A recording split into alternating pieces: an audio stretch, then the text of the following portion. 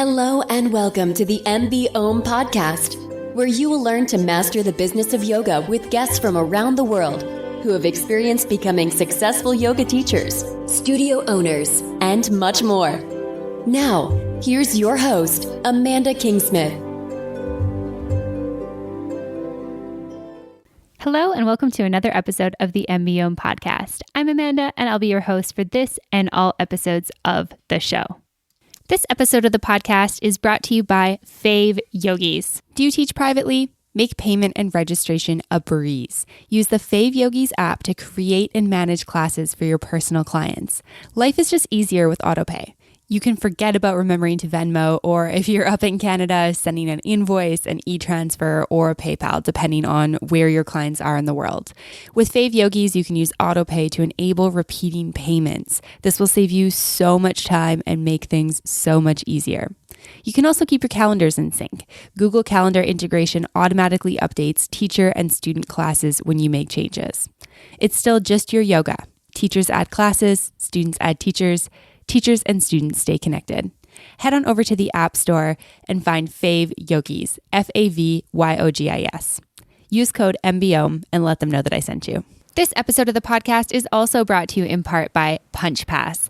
PunchPass is a simple-to-use booking software. If you are a yoga teacher or a small yoga business that's been looking for an option to have all of their bookings in one place where you can take payments, schedule classes, see who's coming to your classes, and more, PunchPass is a really awesome option. They have top-notch customer service, and the best part about it is that they're a small business just like you and I. They're made for you guys. So you can head on over to punchpass.com/MBOM and give them a free trial. The best part about the trial is that you don't even have to add a credit card. And if you do decide that you want to work with them later on, they have 3 awesome pricing packages that really help you choose what is going to be best for you. So head on over to punchpass.com/MBOM and check them out. This episode of the podcast is also brought to you in part by Offering Tree. When you're a yoga teacher and you're trying to build your digital presence, it can be daunting. First, you might need a website. There are a lot of great tools for building websites like WordPress, Wix, and Squarespace. Then you need a way to email your students. Again, there are tools for that like MailChimp and Constant Contact. But that's another account to pay for and another password to remember. Then you need a way to schedule and register your students. Again, there are tools for that, but it's another account to create and pay for and another password to remember. Oh wait, how do I integrate my scheduling tool with my website? Arrgh! Instead of putting all of this stuff off for another day because it's too daunting, let me tell you about a better way. Offering Tree set out to make creating your digital presence fun, easy, and affordable. With one account, you can create a website in minutes that has your schedule built right in. They also have email marketing tools to collect email addresses, send newsletters, and automated emails to your subscribers. It all works seamlessly together with one account and one subscription. To learn more about what Offering Tree can do for your digital presence, visit offeringtree.com/MBOM. Offering Tree has been supporting MBOM for close to a year now. And not only are they really changing the game for yoga teachers, making yoga business easy, they're also just really awesome people. They're a small business just like me, probably just like you. And I love that when I get to meet with them, I'm talking right with the co-founders. They're in it every single day, busting their butts to make a product that's really great. And I feel that when I use it. Offering Tree is providing special pricing for MBOM listeners, so be sure to visit offeringtree.com/MBOM to receive your discount.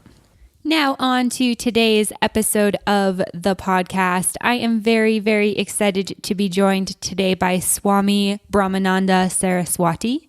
Swami is a yoga teacher from India who is currently based in Maryland.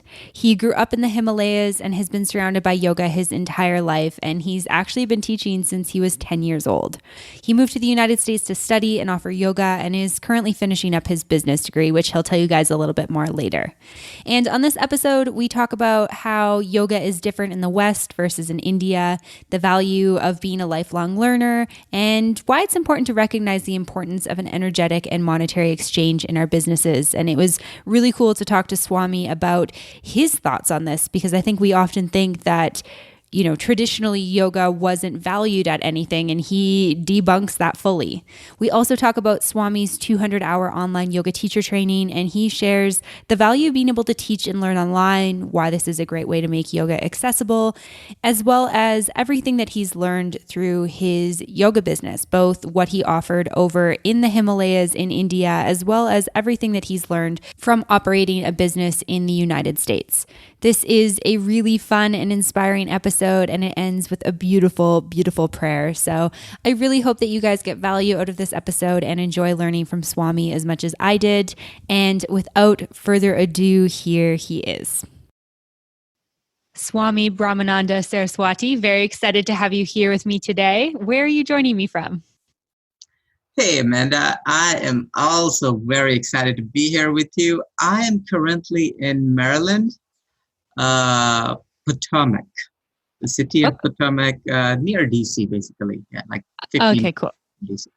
Yeah, I was like, I don't know Maryland very well. Like, where is that? But yeah, I know DC, so that definitely makes sense. Yeah. And yeah, I'm really excited to be chatting with you today. I have so many questions for you and so much that I want to talk about. But I want to just back up and start with your yoga story. How did you first get into yoga? Well, so I, in that way have been lucky and have a unique start. So I was born in India in the family of yogis. My family is one of the families who have been guardians of the tradition, basically. Generation after generation, the family just carried the knowledge. So in that way, it started at home. Just being born in the family of yogis and the keepers of knowledge. So that's where it started. Yeah. Amazing. And I feel like that is such a unique way to start yoga, because so many of us, especially over in North America, we start in a yoga studio, or maybe we have a friend or a doctor who's like, you should go try this yoga thing. And I feel like one of the things that's so interesting about your story is that you really know like the roots of yoga. And so I guess maybe this is kind of a strange question, but like, at what point did you become a quote unquote yoga teacher? Yeah, so that is interesting, right? I think, once you're born into something, I think there are advantages of that for sure. But there's also, I think, always the risk of taking things for granted and not appreciating what a great gift nature might have just, given you, or what kind of lottery you might have just won by taking that birth.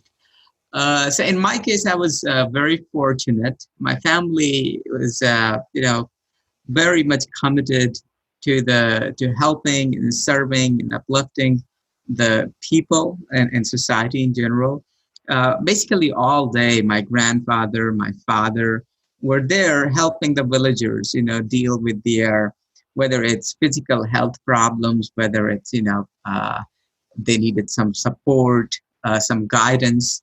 So there will always be a herd of people in the village house, just there to seek support, and very selflessly, without wanting anything in return. I saw my grandmother, grandfather, my father, my mother, just selflessly serving, and I could see the joy and satisfaction, that they received by just purely doing that selfless service. And I could also see the effect of their work in the village. Now, not everybody had the means to go out and, receive the kind of help, let's say, that you will receive maybe in a developed world if you are, going through something, to get a therapist or to find a doctor, right? So I found that just by being who the family was and who the ancestors were, they served those people and fulfilled those needs, and it made tremendous impact in the lives of people in terms of the quality of life, the quality of health, quality of mental and social well-being of the society. So that really inspired me, and as a young kid, I I was very much like a monkey. And I mean, there are so many monkeys in central India, well, all over India, actually. So I was very adventurous and kind of outgoing in that way. We had a little temple in which the people from all over the village will come and practice yoga actually in the morning. And I will also go there. So around the age of 4 or 5, actually started going out, and that's where my day will start around 4 in the morning, and we'll be practicing. And it was interesting that the people who will be teaching, sometimes will be my father, my grandfather, sometimes will be somebody else from the community who will be teaching, and they would ask me to lead a sun salutation or lead the people into maybe a pranayama practice or meditation practice. As a little kid, it was like, lots of fun. But then over time, I started to get a hang of it. And that's where the teaching journey started. At least the seeds of teaching were sown. And then when I will go to school, I will, during the physical education classes, my teachers will say, hey, why don't you lead a yoga class for the rest of the students? I'll do that. So that was the early beginning. Then I moved from central India to Rishikesh around the age of 13. And Rishikesh is more of an international place where people from all over the world come, and primarily to engage in yoga and meditation. It's known as the world capital of yoga. So we had an ashram there, and the ashram ran a couple of yoga schools. So I, started teaching there, and I'll teach a morning class and an evening class. And that's when I started to get an exposure to international audience, and started to teach them and started to understand their needs. And it was, same material, but obviously, when you meet people from different cultures, different countries, they come with their unique perspective and culture and needs and desires. And I think it was very, very rewarding time for me, because on the one hand, I got to share these ancient, authentic techniques of yoga. On the other hand, I also got to learn so much about the world.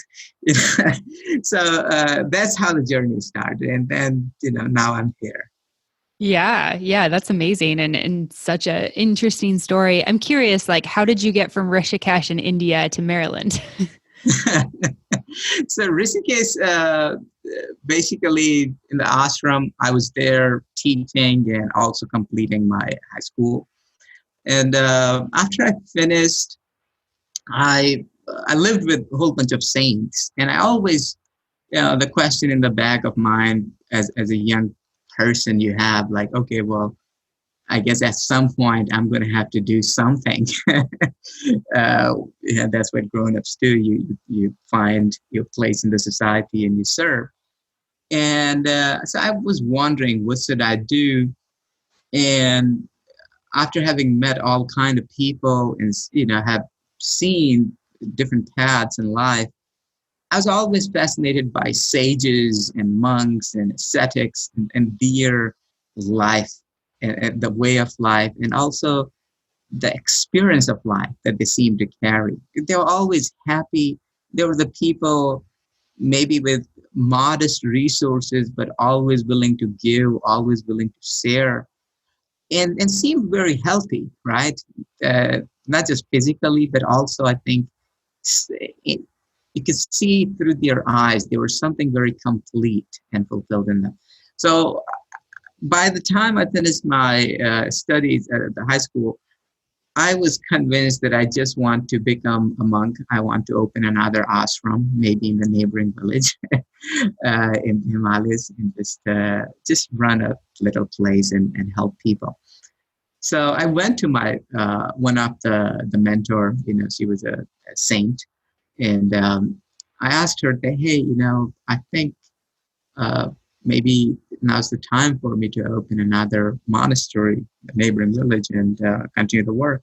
And she said, "Well, you can do that, but maybe what you should do is go to a college and get a science degree, that's what she said. Yeah.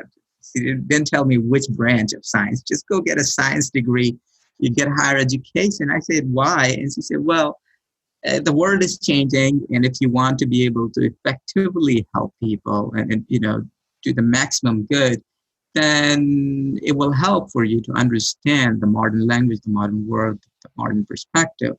So I said, yeah, that makes sense. So then I went to, long story short, I went to a college in India. I didn't like it. I went back to her and she said, well, why don't you go to US? I was like, what? And then she sent me to US and I was here in Iowa where I did my undergrads in pre-med. So I studied all about body, physiology and health and anatomy, and all those things, and chemistry, physical sciences. But it was a unique school. It's called Maharishi University of Management. And the university had a program called Research in Consciousness. So while you get to study all the modern disciplines, part of the deal was you also have to meditate every morning and every evening. And there were thousands upon thousands of people that came together every morning and every evening in these little beautiful golden domes that they had built there. And we meditated. I think Oprah did a show on that, about that place. I studied there, and then I continued to, meditate and do the research in consciousness. Studied Ayurveda, and then on top of that, I opened a little organization with fellow students. We called it Nishpati Foundation, and that was my first yoga organization in US. And we started running teacher training programs and morning yoga classes for students. And we had tremendous amount of success. Just, everybody loved the idea. So, and it was a university town, so lots of students came and we practiced every morning, and we opened something, we called it House of Knowledge. And yeah, there was yoga happening basically 24/7 in that big house, and good food, good practice and studies. So that was the journey. Then I went to medical school in Seattle, continued to teach and practice there. I spent some time in New York, New Jersey teaching. And now I'm a part of Johns Hopkins School, Johns Hopkins University. I am studying actually business there. And I continue to teach. Me and Jason, we opened this online platform, and I continue to teach and I continue to learn. Wow, what a journey. That's amazing. And I'm curious, what was it like to, bring the traditional teachings of yoga over to the US, and how are the teachings different in the US? Have you found that there is a difference, or what was that sort of like for you? Well, there is definitely a difference, right? One of my teachers used to say that the reality is same, the final truth is the same. But what happens is people have different states of consciousness, or they are operating from different levels of consciousness. And as a result of that, they interpret that truth or that reality, in a unique way. So I think America has a unique culture and a unique place, I think, in the world. So it has taken the truth presented by Vedic wisdom and yogic tradition, and I think they created an interpretation that has an American angle to it. I'm not one of the doomy and gloomy person. I actually enjoy the diversity. So on the one hand, yes, I found that maybe there were some inefficiencies and it was different, but I also had fun with it. The American way of teaching yoga. I actually enjoyed going to different yoga studios just to kind of understand that how things are being done here, and see, how people are approaching it. And people were maybe not necessarily teaching the true authentic teachings, but there was something is still there. And most importantly, what I found that they were still delivering tremendous amount of value to society. And so that thread, even though on the surface, maybe the teachings are slightly different, maybe the way of practicing is different, maybe the way of marketing it or telling people about it is different, but the end results were quite similar, where I found that, the communities were finding a sense of support. People are, healthier mentally and physically after they come out of the yoga class. You can see that they're glowing, they're feeling better. So that excited me. And I was like, well, I think I can contribute to it. So I started connecting with people and started telling them, hey, you are doing a terrific job. I think we can have even a greater result and even more fun if we took the things to one more degree towards the real authentic teachings. And to my surprise, people are very open, very excited.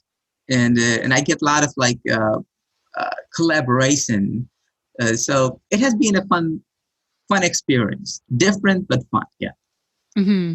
Yeah, I know there's lots of big conversations kind of happening in, I guess, like the North American yoga world right now about how we can be more connected to, the traditional teachings. And I don't think that, I guess from my perspective, I don't feel like people ever tried to I don't know, steer away from them or take them and make them their own. I think it's just maybe a lack of understanding. Like, if you go to classes and all you're ever taught is the physical asana, you probably don't know that there's anything else having to do with yoga. So I sort of feel like as teachers, it's our responsibility to find great teacher trainings that teach all aspects of yoga from the authentic and traditional teachings and then be able to communicate those. But I mean, easier said than done, right? Yeah. I think just like anything, right? I mean, yoga talks about patience and perseverance and kind of keeping a positive attitude. And I feel like when you are doing something that is so seminal and that is so valuable to the society, it's a long term. It's a project that has very long time horizon, I think. So when you look at that perspective, I think field is making tremendous growth. Now, of course, does that mean is there room for growth? Or of course, there is room for growth. But I think people are, as you say, people are seeking it. There are lots of sincere teachers out there who make a very sincere effort to continue to refine their techniques, refine their knowledge, and change it. I think if there's one thing I can say that gets in the way. And maybe that is something that people should be aware of, or at least those who are listening maybe should pay attention to. Sometimes it's easy to get caught up in our egos, right? Sometimes it's very easy to get caught into the past ghost of ourselves, where and it can be hard to admit that there is room for growth, right? So if a teacher has started teaching and they're teaching certain way, and even if they realize that, oh, I don't know something and maybe I can improve something, sometimes I find people develop an inertia towards that change. And maybe sometimes that is coming from a place of ego or identity crisis. So, yeah, the yoga is all about letting go, is staying open to learning and transforming yourself. So that's how I think about it. Yeah, absolutely. I love that. And I'm curious for you, has there ever been any sort of, I guess, challenges with charging for your yoga or charging for your offerings? I feel like this is one of the things that people often talk about, we've commodified it over in the West and that's not how it was. What's sort of your thoughts on that? Because I know you run, a successful business that is certainly not free as it shouldn't be. But yeah, what are your thoughts on that and how has that been for you? Yeah. Well, I think that's a really interesting, I think important question. So I noticed it, I noticed it quite a bit. The first time when I came to US, so before I tell the US story, let me back up a little bit. There is a misconception around the exchange of value and even the idea of what business is. And I personally also I'd never had that question in mind, so I never tried to answer it, at least when I was in India. Because in India, there is a very clear system of value exchange. So when I was in the village, for example, it was a community effort. The temple was supported by all kinds of people. People came and contributed, participated, and more than one way, not just financial capital, physical capital, intellectual capital, time, anything that people could contribute. They contributed to those kind of, their local missions, because they were receiving a very real value, right? If they were coming and practicing, then they were visiting a doctor less, they were falling sick less, they were being more productive, more happy. So, and it was a very kind of centuries long, balanced situation where people have kind of come together and created that, organically developed those channels of exchange. So I never found any conflict in the local villages around the capital needed to run the place. In fact, there was always more capital and more support than needed, to run the place. So that was interesting for me to notice. So I never, sensed a lack of abundance there. Then when I moved to Rishikesh was an interesting marketplace, because you are dealing with consumers, let's say, or the practitioners or clients or seekers that are coming. They already kind of have set a budget, right? They already are clear that, well, I'm going to a foreign country, I'm going to take a training, I'm going to attend classes. So those folks are very kind of ready to consume and pay. So in fact, in India, Rishikesh was not hard at all to run a profitable yoga business for me. It was actually, I will teach all day, and at the end of the day, I'll have more money as a young teenager than I knew what to do with it.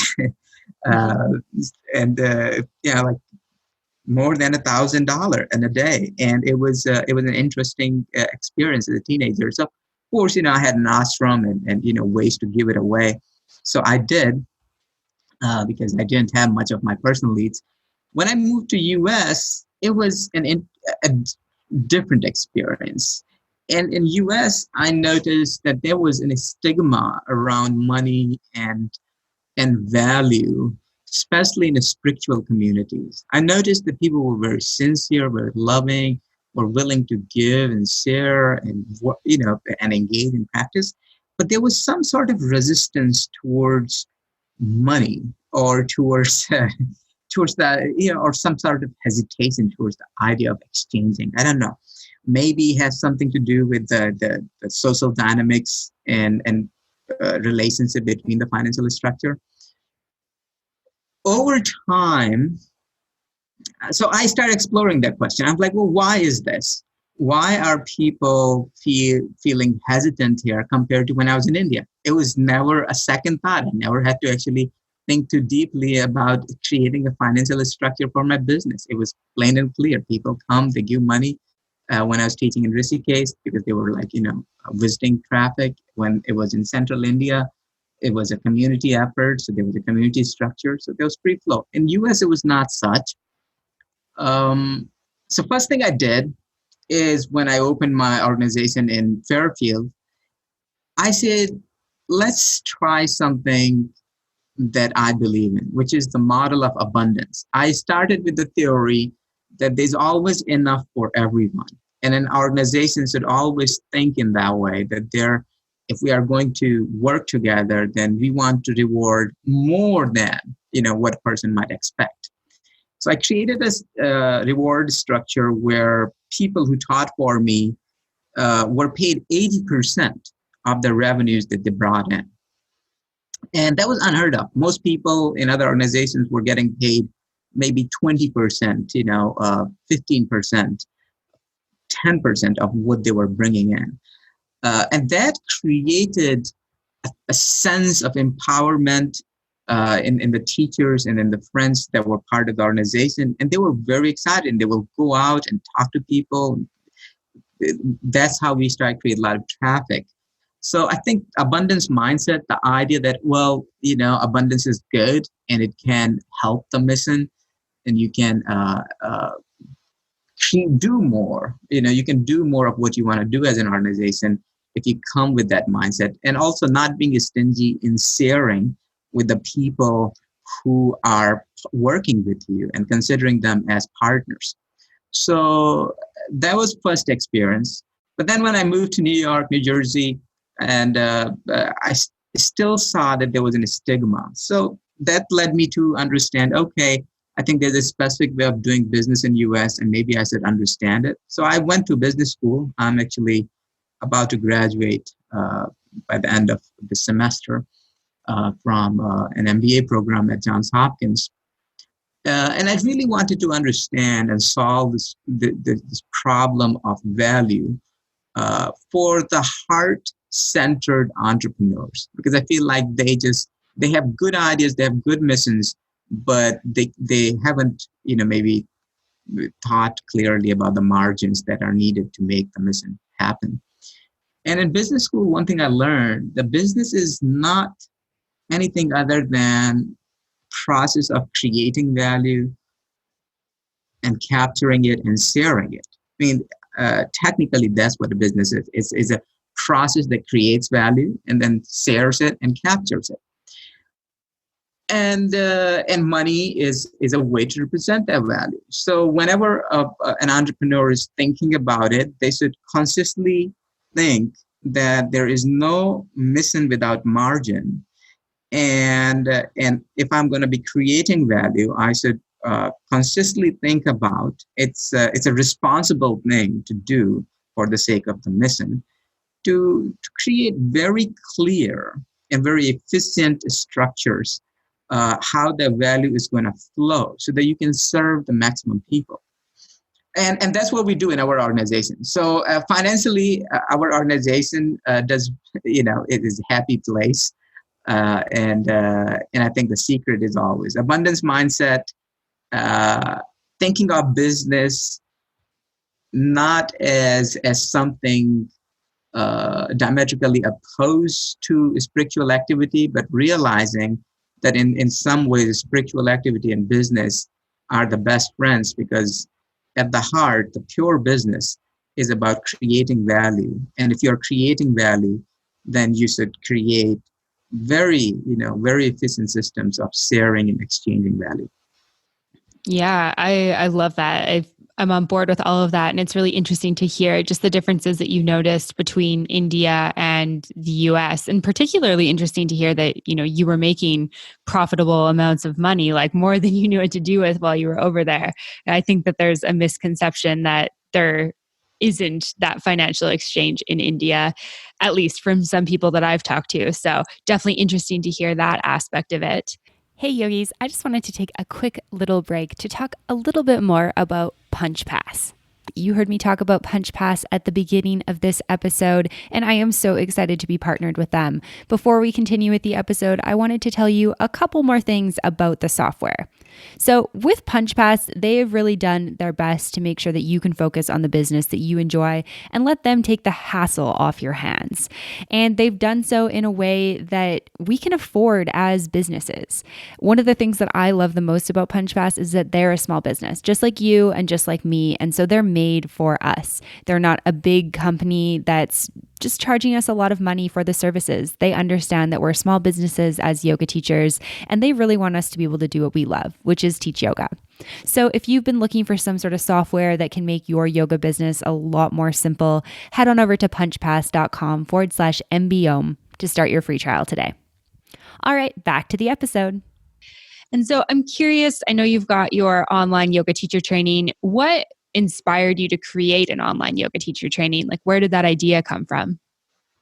Yeah, so I will come back to this, but just to further come back to the point you made, when you talk to people, and some people have that misconception that there's no financial exchange in India, I think that mindset is it's something, I think that kind of perfectly pinpoints to a problem, a block that might be there between the person and the abundance. And they said, anybody listening should think about it and should really reflect on their relationship with finance, with money, with value. And so try to understand that money is not a bad thing. You need it to be able to do good in the world. And it is not in contradiction. And anybody listening, let me just demystify it. In India, we have a goddess of Lakshmi. We worship her just like all the other divine deities. And we realize that we need her in order to be able to do good in the world. And if you actually look in the business world, you will find a lot of Indians, very successful business people. And I think partially is because they have this attitude of divinity towards wealth and value and money.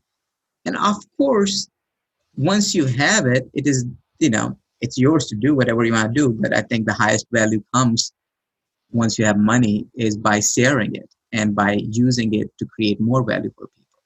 So yeah, let's just all be on that abundance thought. Now I can answer the question around the teacher training thing that you asked, that what led us to create the online teacher training. I think it also comes back to value, Amanda. So I travel a lot personally, and I have taught thousands of students over the years.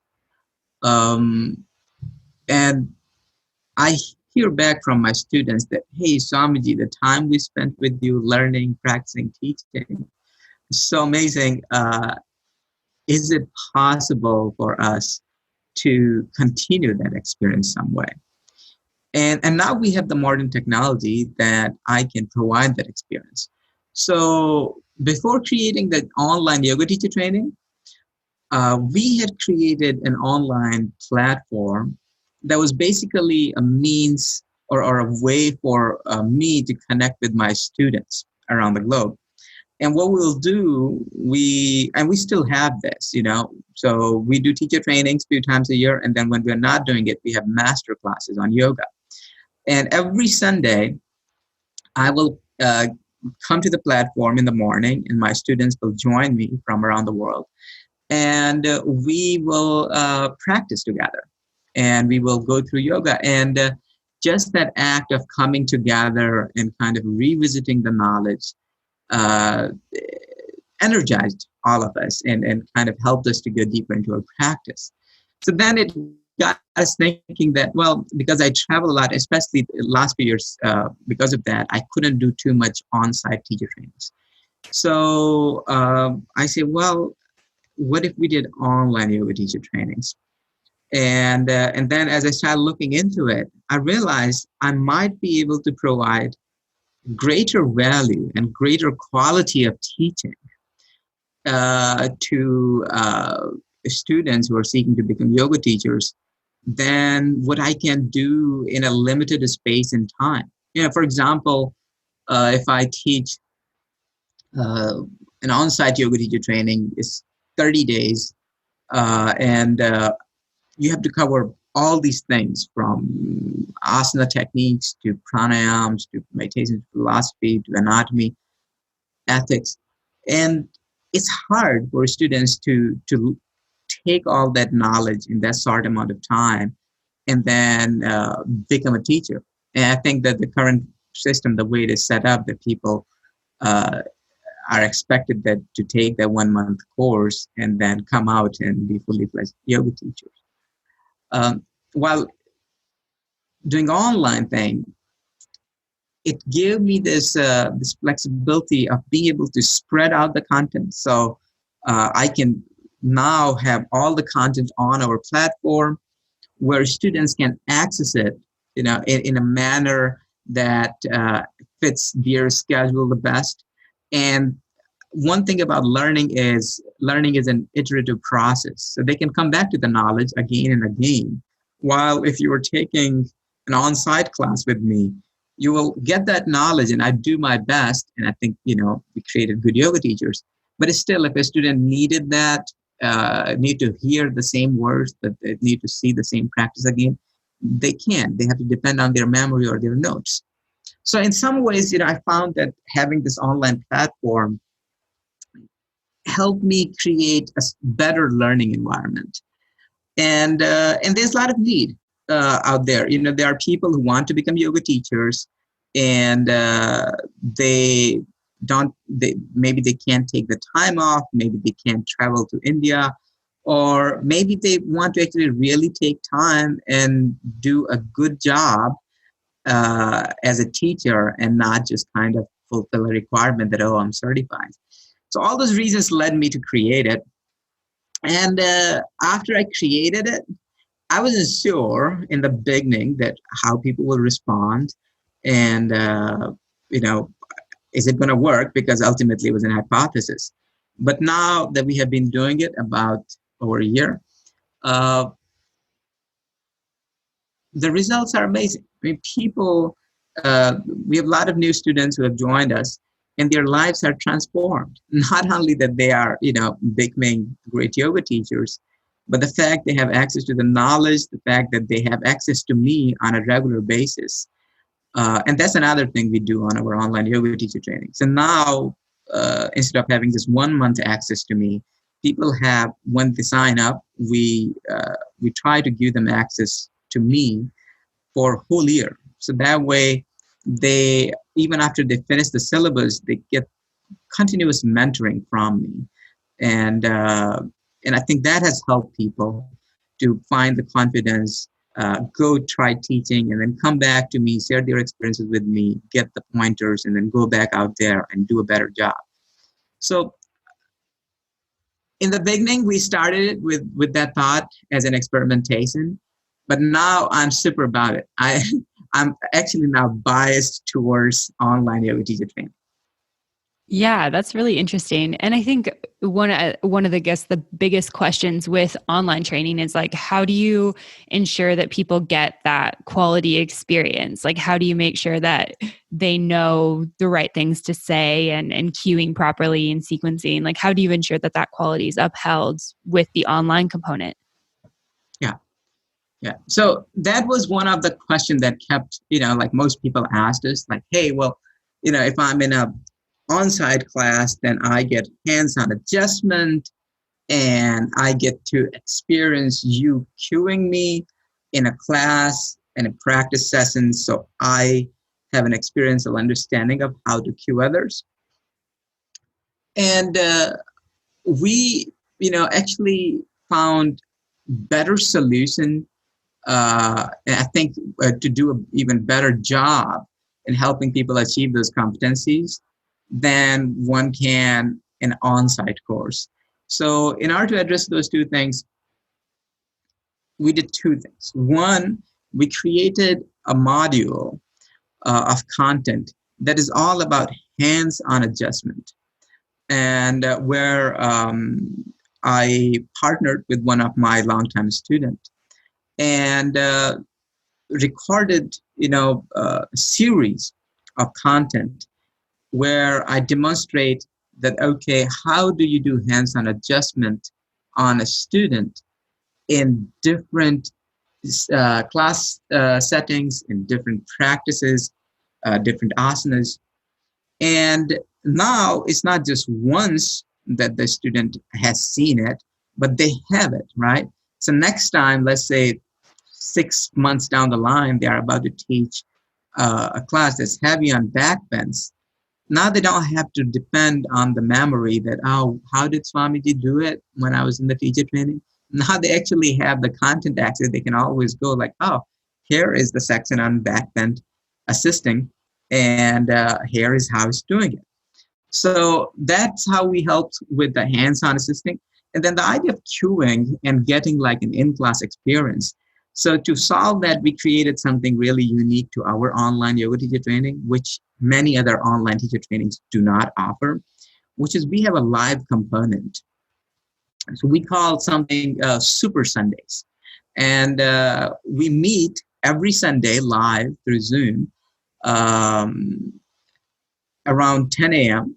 And we practice. So the first part of the live meeting is practicing. And you have about 30, 40 people in the class with you who are practicing. And I lead a class and they can see me leading them. So the queuing idea, and imagine, that you're not in a room with the person, but you are doing it through software. Your queuing has to be impeccable. Mm-hmm. So in some ways, the standard of queuing we provide through online training surpasses what you will do in a physical place. So better prepares you, right? And now the people who have been taking these classes, now when they go to teach an on-site class, they report back, they're like, Swamiji, it is so easy for me to be able to lead the class because the way you have been leading, and it has really helped me to pay attention to it, understand it. And another thing is that it also leads to interesting questions and answers because people are in their own room and they have me through their screen and they're seeing it and they're hearing me. And I think that sometimes in the beginning, if they have a little bit of confusion or a little bit of, curiosity, what I'm saying, then we have in the Super Sundays, like the last section, which is 2 hours, we workshop knowledge. And we come together and students really get to ask me questions or you cued us this way, or we went from this transition to this transition. How did we do that? Why did we do that? So we get to have very in-depth conversations. Another thing we do is we do live reviews for people. So all the students, part of the requirement to graduate is that they practice and they make the videos, just a few videos, and they upload it. And then I personally review each one of the video. And then we have in-class discussion where I get to give feedback. So if we were in a class setting, I could only maybe comment on 1, 2, 3 people, right, without losing all the time. But because it's online, so I can review it on my time instead of eating into students' time. And then I can come back when I'm teaching them and go through a series of reviews of everyone's practice. So, and because it's on the screen, I can draw lines, I can sew them, I can pinpoint, everybody can see, and we can discuss. So it actually does better job in all those areas as an online teacher training. Yeah, absolutely. I mean, it sounds like you've really looked at, I guess, some of the things that could be challenging with an online teacher training and made sure that you are doing an effective job with them, which is really cool. And I do really love the idea with online trainings. I'm very pro, I think we can learn really well online. And I really love the idea of being able to go back and look at the content because I've done my 200-hour and my 300-hour, and sure, I have really great notes from it, but there's definitely things where I'm like, how did the lead teacher say this, or how did she demonstrate it? And I don't have videos of all that stuff. And I think that it would be really, really awesome to be able to go back and look at that stuff because you feel like you're going to remember it in the moment, but then you have information overload after 8 hours of learning. And then you're like, wait, what, how did she do that again? Or how did he do that again? So yeah, I think that that's really awesome. Yeah, absolutely. I think, that the point you made about information overload, I think that's interesting because, part of my medical education, I got to study a lot of neuroscience, and the way human brain learns is interesting. It likes to learn by taking bite-sized information and then digesting it and then going over it again and again. And that's a more effective way to remember, learn, evaluate, create, model new things from that knowledge.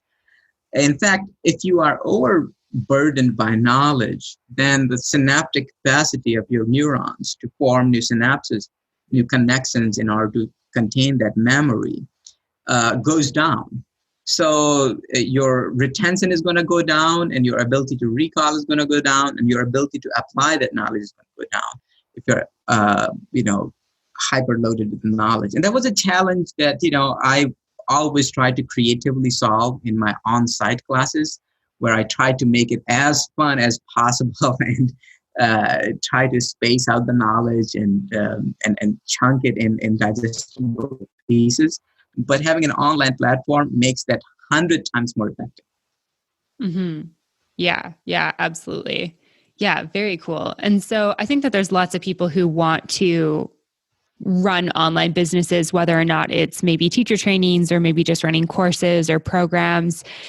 You mentioned a couple things that you do, like the Sunday sessions using Zoom. What are some other, I guess, like tips for people who maybe want to run online businesses? Like, what are some things that, somebody who wants to run an online business needs to know? Yes. So I will say when somebody thinks about business, right? And it can be that big, scary elephant in the room that you might be very hesitant to even address, right? Especially if you are a heart-centered person, yogi, or a person who didn't have a formal business training, right?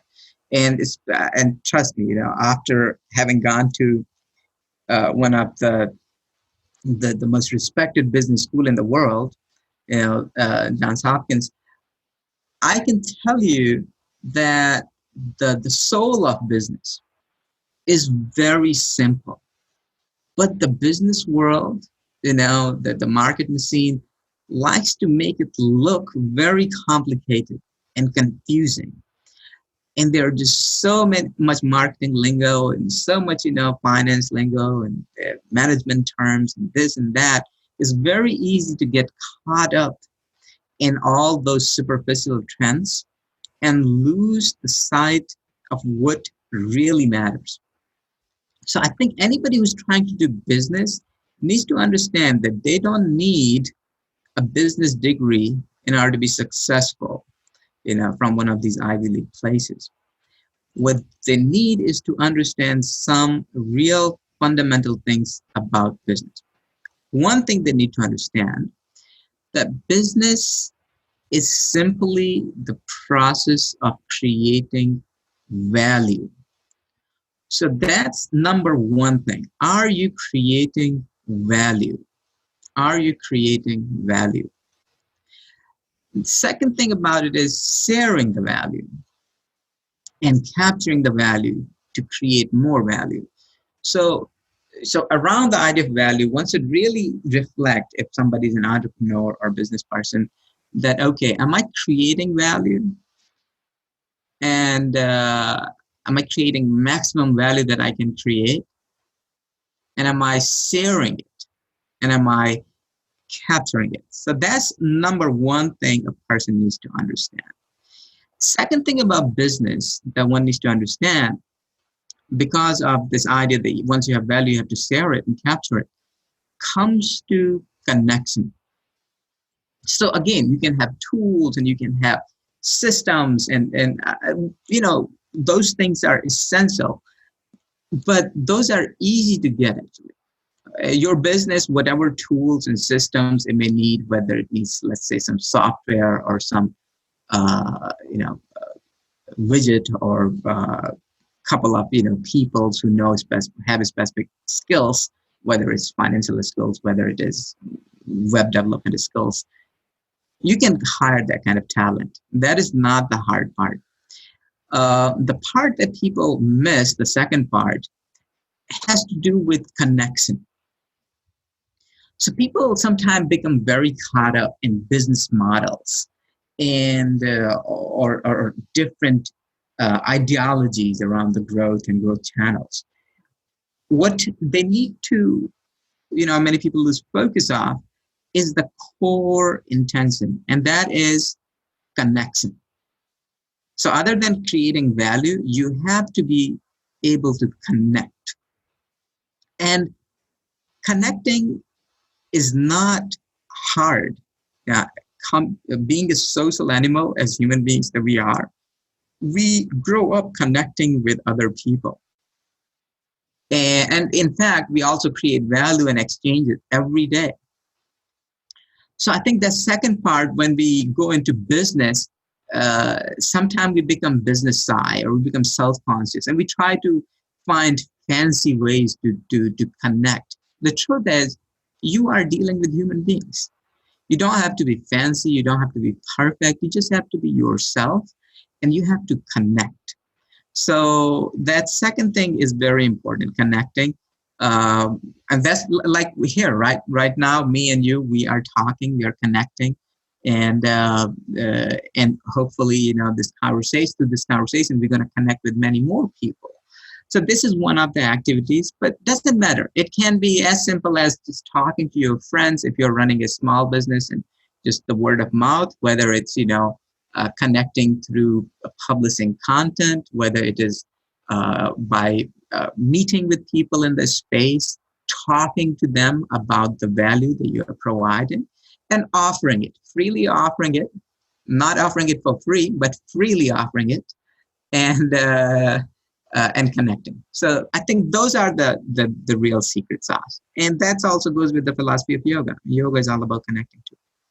Mm-hmm. Yeah, no, I love that. I think that that's a really important part. And I was thinking about one of the questions I had for you is how do you promote a teacher training? And you can tell me if this is wrong and if you have any other tips, but I feel like that's part of it too, is like that connection is kind of how you sell your services. It's like you showcase to people or you show people that it's a community and then they want to be a part of it. Do you have anything else to add to that? Is that kind of on base or on point, I guess? No, that is right. That is on point. You said it perfectly.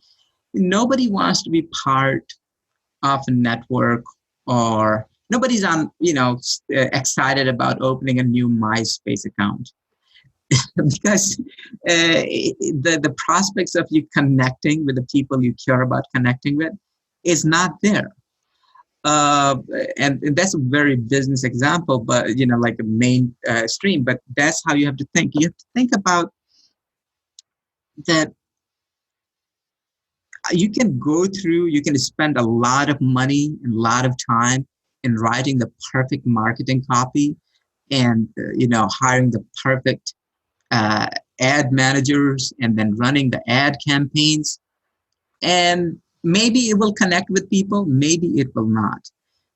But there are some basic rules or basic fundamentals that come from storytelling, because the story is one of the ways that we have connected, right?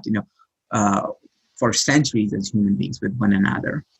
And whenever you create value, inevitably, whether you realize it or not, there is a story around that value. And the story has four main things about it. One thing is it's novel, it's unique, right? It creates a sense of excitement because of that. So there's a sense of uniqueness, there's a sense of novelty that differentiates the story.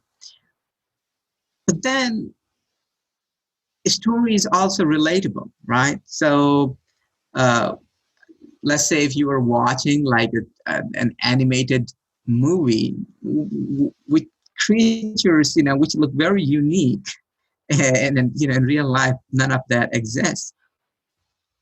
And that intrigues you and excites you, but you are not going to watch it more than 5 minutes unless there is something relatable. And some of the best stories are there where there are these unique, novel situations, creatures, going through something very relatable to us. The third aspect of the storytelling is tension. So it comes down to the idea of, generally there is tension, whether it's arising from an unmet need or a desire or want, or there's a problem in stories. That's the big challenge that the protagonist or the characters come to face. And then somehow the story ends up closing that gap, ends up releasing that tension. And that's rewarding. That's valuable to people. And at the end of the day, it has to flow. There has to be a flow. And so you can have all those three things, but if you don't have flow, then you might still feel some lag. You might still find some resistance in your business process. And I think that flow part comes by not sweating the smallest stuff, and kind of maintaining an attitude of fun and enjoying the process. Because I've seen a lot of young, innocent, beautiful people with lots of value to offer to the world. They start business, get into it, and they just end up spinning a web of stress around them so much that they lose that gumption. They lose that flow. And if you lose it, then you kind of break the story. So you need to have fun. That's what I can say about business. Yeah, absolutely. I love that. You've shared so much today and I've loved all of it, but I'm curious if you have any other big business lessons that you've learned through your career. Yes, I have. I think the two big lessons is, one is never lose compassion.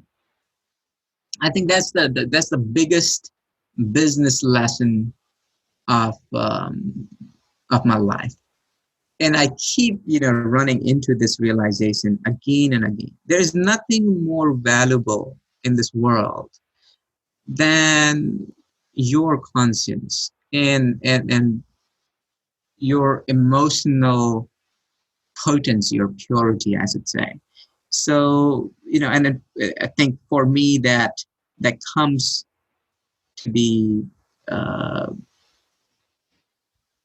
sewn in the or idealized in the idea of compassion. So you always, no matter what else is going on in business, you always want to preserve the seat of compassion. You always want to, if you are in a rut or in a situation where you have to make a decision, you are in a bind, then you always want to take time. You want to be mindful, and you never want to compromise your compassion. And it's it may sound like a flowery term, but it's a real thing. When you are working in business with people, there will be opportunities and times where it may seem profitable for you to not be compassionate. But that is a fallacy.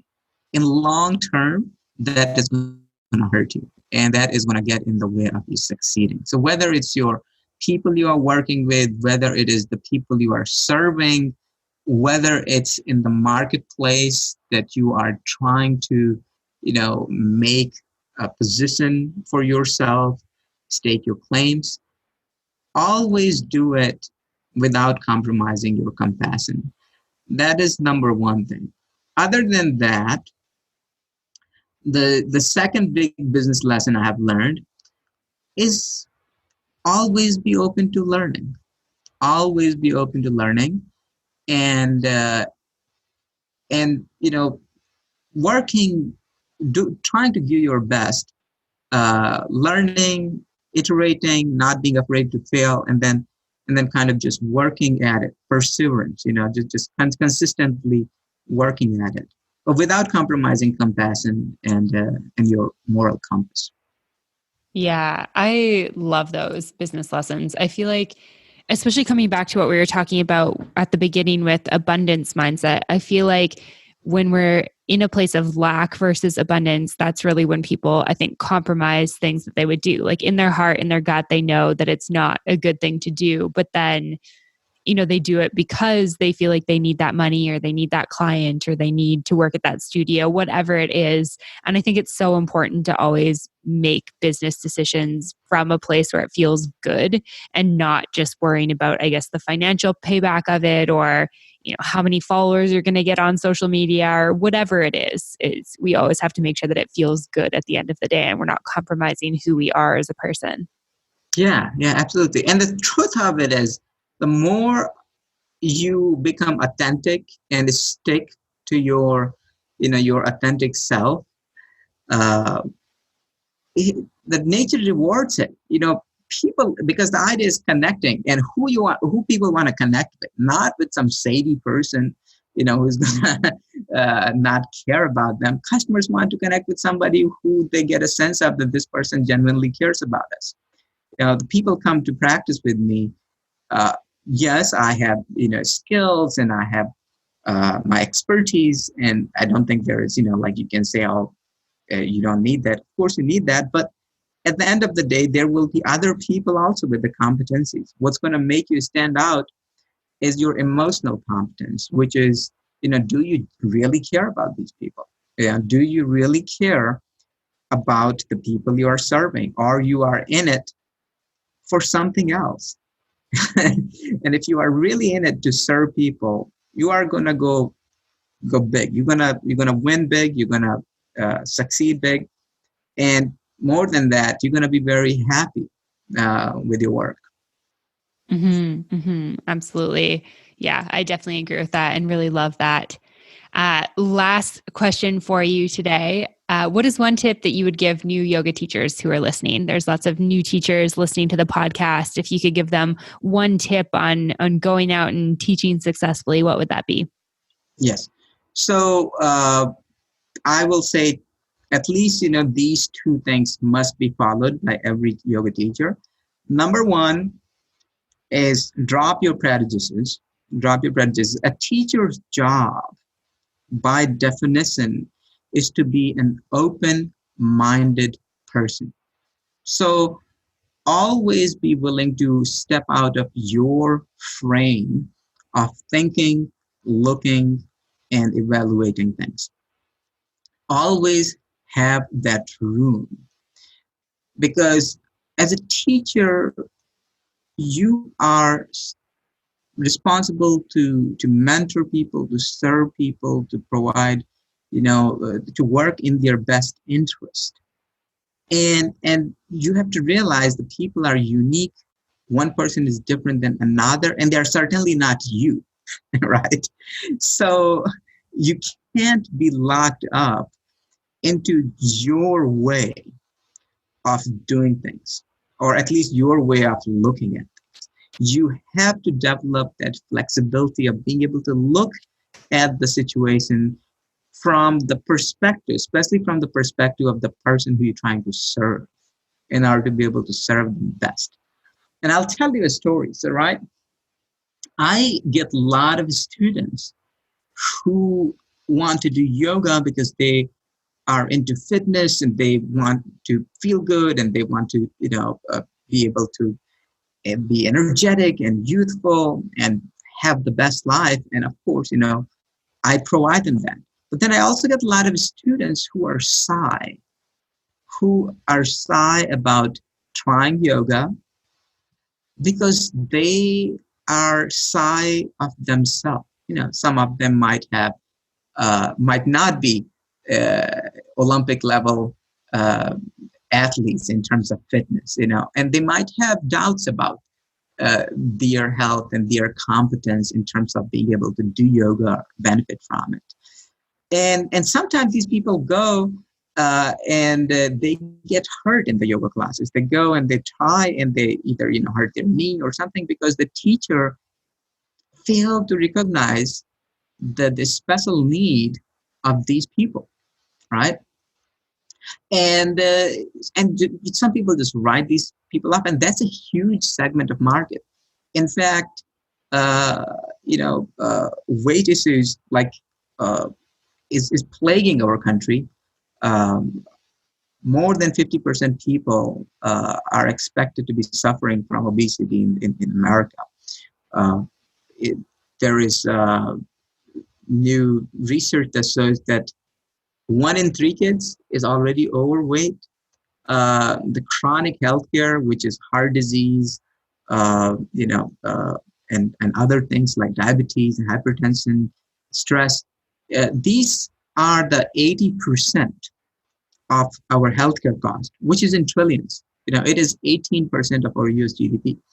So these are people that cannot be, they are not getting much help from the modern healthcare, because the truth is modern medicine is very good at addressing acute health problems, but it's not the best for helping with the chronic health. It requires social support, mentoring, life management, these things. And yoga teachers are well positioned to help these people. But you can only help them if you are willing to step out of your high horse thinking, right? If you're a yoga teacher and you practice a lot, you probably feel great. Your body's great. You feel healthy. You feel fit. But that's not how maybe most of your students feeling. And you have to be compassionate to them. You have to be non-judgmental to them. You have to be loving and willing to look at life from their perspective and develop that empathy. So that's, I think, the biggest lesson or biggest tip I can give to any new yoga teacher. If you want to succeed, don't get locked into the right way of doing things, or this is how my teacher said, so this is how I'm going to run the class. No, the important thing, the biggest tip I can tell you, if you want to make biggest change and biggest amount of impact in the world of yoga, is to step out of your way of looking things and try to see the world the way your students are seeing. Yeah, that's a great tip. Thank you for that. And I think that that's so important, especially because when we get out of teacher training as new teachers, it can be really overwhelming because you want to make sure you say everything exactly perfect, and you want to make sure that you're creating a great class situation for your students. And sure, that's an element of it. But I think that sometimes that holds people back from actually getting started, and they kind of forget that, at the end of the day, the job is to make people feel a little bit better in their bodies and their minds, and to breathe a little bit more. And we don't have to be perfect to do that. So that's a beautiful reminder. Yeah, absolutely. And I think the second tip I can give you on the personal level as a teacher, other than practicing teaching, is personal practice. You need to keep feeling that well. Sometimes I see teachers who kind of lose track of personal practice and stop in their learning and development journey because they are so busy serving others, and that can kind of run them dry. So, second tip is practice every day, and be open to learning. Yeah. I love both of those. I think that being a forever student is so important, and definitely keeping the personal practice is super important. And I definitely found that was a struggle when I first started teaching, and still have moments with that. But it's, you have to remember to take care of yourself too, which is, how can we serve other people if we don't take care of ourselves, is essentially the way that I think about it. So I think that that's a really, really great tip for everyone who's listening. So thank you. Yeah. And what helps with that is having a community, a community of other teachers or your teachers, right? Having connection with them, constantly interacting with them, reaching out, so that you can find that support and motivation and guidance in order to continue practice. Because yes, in modern busy world, sometimes we can be the masters of our own islands, which can get lonely, and sometimes you can lose motivation. So, that's one of the things that our platform really is helping people with, is to provide them that nudge, that support, that community, no matter where they are and what they're doing, so that they can continue to stay inspired and go deeper. Yeah, absolutely. I love that. Amazing. So if people are interested in learning more about you, Swami, or learning about your online yoga teacher training program, where can people go to find that information? So people can go to swamiyogaclub.com. swamiyogaclub.com is, the website where all the information is there. We are going to start opening the registration for upcoming teacher training, which starts in October. So that registration is going to open soon. And people can also go to their website, and there is contact information. You can reach out to us directly, write to us if you have questions.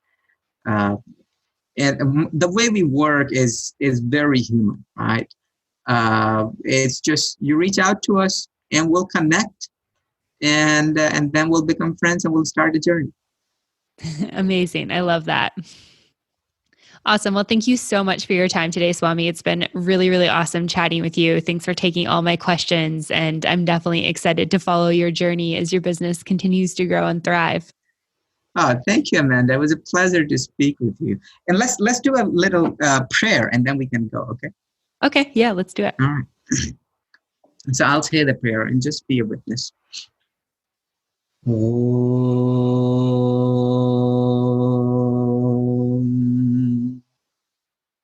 Om Trayambakam Yajamahe Sugandhim Pushtivardhanam Urvarukmeva Vandhana Mrityormukchiyamamritat Om Haum Om Jum Sah Vyam Vedabhyasaya Namah Sahajum Om Asato Ma Sadgamaya Tamso Ma Jyotirgamaya Mrityorma Amritam Gamaya Om Shanti Shanti Shanti.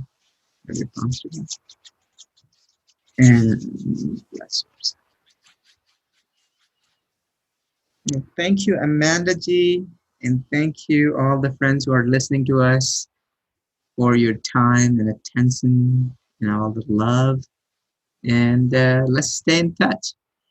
Absolutely. Thank you for that. That was really beautiful. Absolutely. All right, guys, I hope that you enjoyed that episode of the podcast with Swami Brahmananda Saraswati. Make sure you go check out everything that he has to offer, the classes that he's teaching, and all that good stuff. I've got tons of links to everything: the 7-day yoga challenge, Swami Yoga Club, online yoga teacher training, as well as their 10 days of deals over at the website. So you can find that at mbomyoga.com. As always, you can find me on Facebook and Instagram at Mastering the Business of Yoga, and you can join the private Facebook community at Yoga Business Badasses.